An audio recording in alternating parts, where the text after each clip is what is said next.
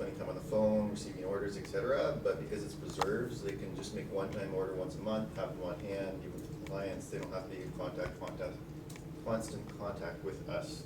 So how does that improve how does that reduction in time increase the income? Well, because it's your buyers, because it's not you. Yeah. We can do this analysis for you, that's a separate analysis. I was at somewhere yesterday, and the front desk lady, who I imagine would be also doing the ordering for gifts, was insanely busy. Like, it was probably like 5 times we were interrupted on the phone while I was talking to her. So to take one thing out of her day, I think would be Okay, so the rest, now that's important, and it's all very individual.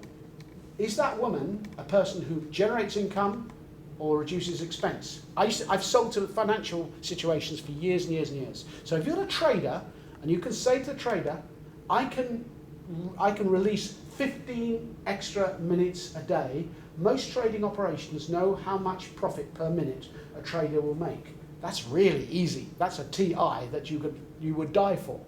Now, you can't necessarily do that in that situation. So how much is the woman on the front desk costing?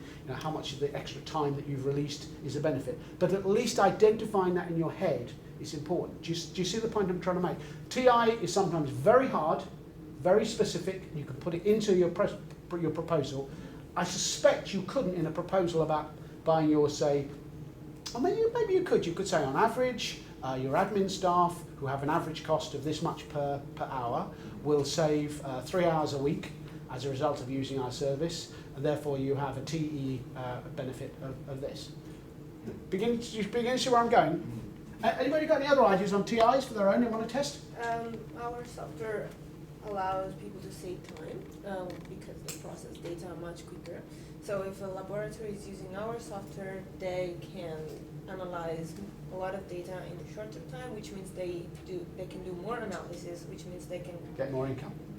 Do more contracts with external. That's cool, and that's a really, really, really spot on example. What's nice is if you can engage with your buyer so much, you can even say to them, look, with our offering, you could start producing a new product. So it may well be that because they've got so much time saved, they can do a 2-level service, an expensive, almost immediate service, which is quite, intensive, and a lower cost because they've got that extra time.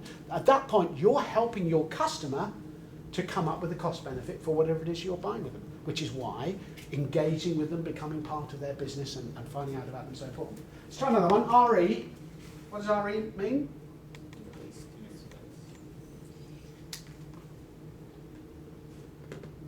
Come on.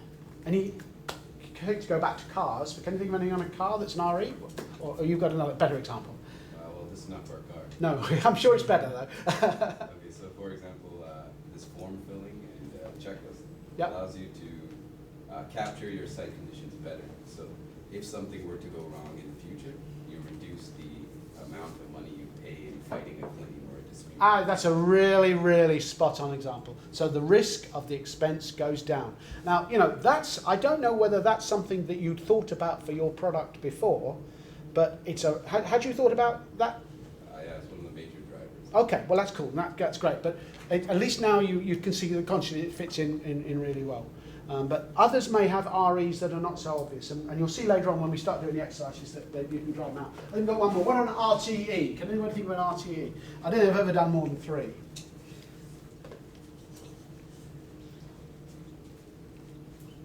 So that's the risk of something happening is reduced or controlled. Therefore, you save time, or the time is more controlled. Therefore, your expense goes down. So, like with our software, they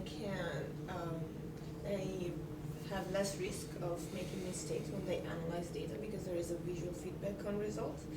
So this save time in correcting possible mistakes, and also the expenses of having to reanalyze data. Lovely. So, I've made it even stronger. You could even say RT, and maybe there'd be an expense of you being sued, because being sued and it should be there. E and R are very, very often linked by being sued, by being fined by the central bank, by reduced. The other thing that comes on E is very closely linked to I, which reduces the risk of losing a customer. So if you've got a customer who regularly does something and your offering says, okay, the chance of you losing that customer, and thus the income being reduced, or the expense of having to buy a new customer is reduced. Beginning to see how the thinking goes now. We've stopped talk. I could have no idea about what your products, your offerings are, but you begin to see by focusing on the buying drivers, we get to a different place. So this is it in detail. Here's some more. Don't worry, you're going to get this sheet. But this is saying it's not just saving time. So we take one random from each. Is the time period reassigned elsewhere? So there's may well be this time that you've saved, which today you have to do on a Monday, it's shifted to a Sunday. And maybe that's what you want. This one here, income. Is the income more likely to occur? Well, in that case, it's probably risk and income. Okay, so that's really an RE. Risk, quite important down here. Mitigation. Mitigation means intercepting and reducing or removing the risk. Now, some risks are going to happen. The risks of falling down a staircase. Okay? Now, you can mitigate that risk quite a lot by putting handrails, by having non-slip areas, and that is risk mitigation. It's not risk removal, but risk mitigation is very often very powerful because you can connect that with a price. But you've got to say to the buyer, what would that be worth to you, not falling down the stairs? And I couldn't carry it down, I'm not prepared to invest in that, it's not important to me. Or actually, it's really, really important because my grandmother lives with me, and you know, the cost of her healthcare, etc., etc.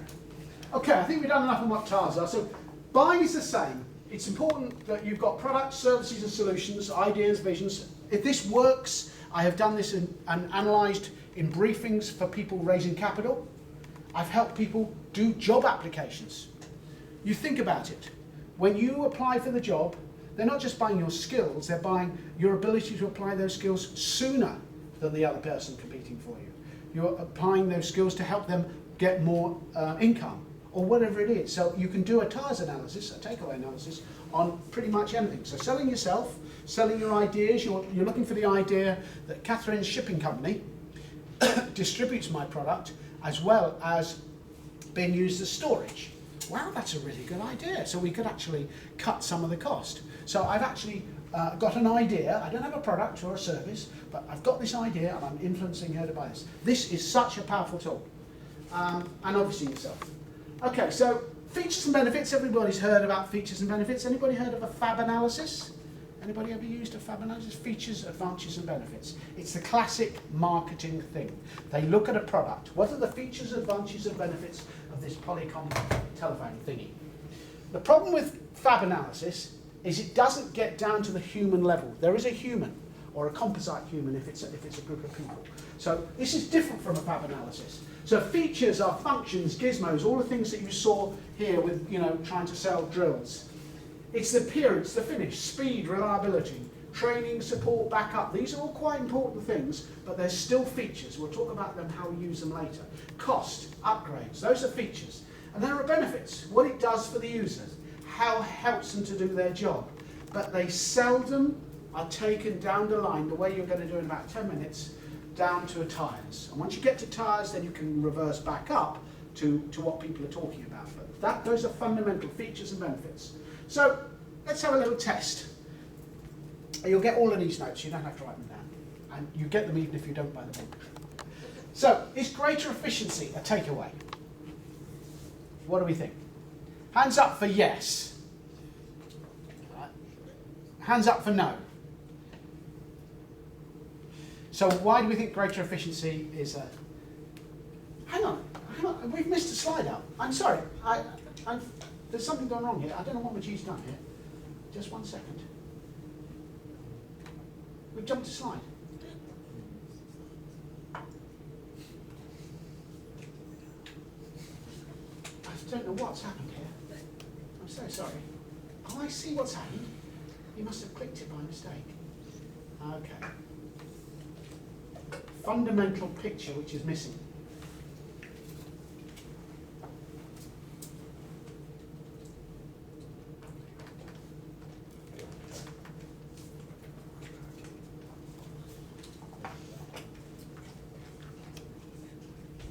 Okay.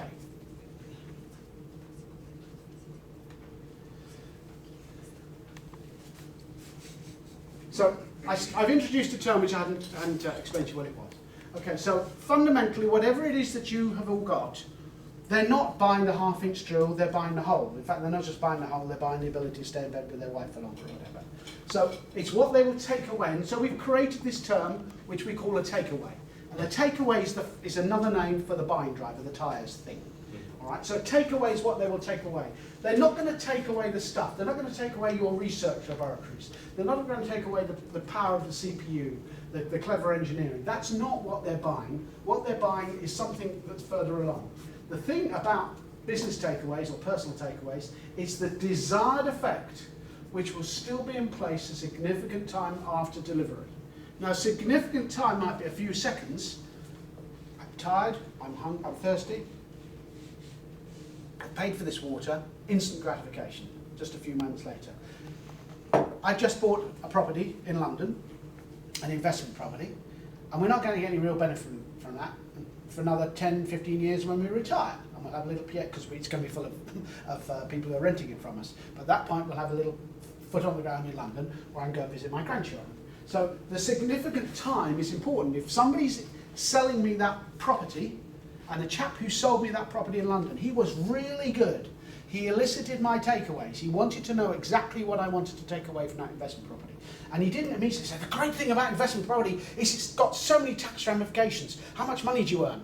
I wasn't interested in that. He found out very quickly that I lived in Canada, but I went to the UK a lot for family business. And he sold me that property. I helped him do it. But you see what I'm saying? Significant time is important, and you need to understand the timescales. And for something like complicated like your stuff over there, I think some of that stuff's going to be very immediate, and some of it's going to be long term. When you're discussing with people, you need to know what's there. It should be specific, measurable, realistic, and achievable. So specific and measurable. This is hard-nosed stuff. We've talked about the money, and I'll show you some tools to get the money later on. But it's got to be realistic and achievement. And they are the buying drivers, not the features and functions. Makes sense now? Now I can ask you the other question. Oh, now we do this. So now you know what a takeaway is. I can show you this slide. So a takeaway really is the fundamental reason for buying whatever it is you've got. So is greater efficiency a takeaway based on my description of what a takeaway is? I hope the answer is more like no. All right, because efficiency, we see it in advertisements, we see it in collateral. What's wrong with efficiency? It's too broad, it's not specific. It's too broad. It's not a TIRES. How could we move from efficiency to a TIRES? Suppose somebody says, yeah, I'm looking for something that's going to make my business more efficient. What would you say? Saves you time, saves expenses. No, you're asking them a question. Oh. No, so somebody says, I'd like to buy your software or your services, whatever it is, and I want to make my company more efficient. See if we can make up some words. I've used pretty much every questioning technique that you're going to learn. In the last hour, I've been deliberately using the questioning techniques. How do you want to improve? Like, what do you mean by improving efficiency? Yeah, it's pretty close. How's not a good word, but what do you mean by how would you measure efficiency? In what way specifically is another term I've used quite a lot. In what way specifically? Which specific parts of your business are the bits you would like to make more efficient? The person there says. So how would you measure that efficiency? You're beginning to get TIRES. And one of the challenges when you're talking to somebody you think wants to buy their stuff, they say, I want to make my company more efficient. You think, oh, this is great. My software, my service, my whatever it is, my flowers, maybe not flowers, makes it more efficient. Find out what they mean by efficiency. Make sense? So you've got to go and drill down. So great efficiency is not a takeaway.